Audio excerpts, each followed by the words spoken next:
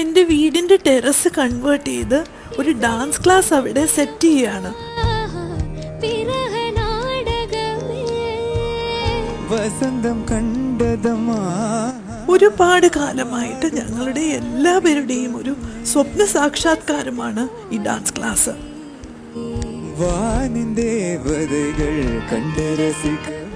ഈ സുദിനം ധന്യമാക്കിയത് ഇസ്കോൺ ടെമ്പിളിന്റെ ഹെഡ് ജഗത് സാക്ഷി പ്രഭുവാണ്.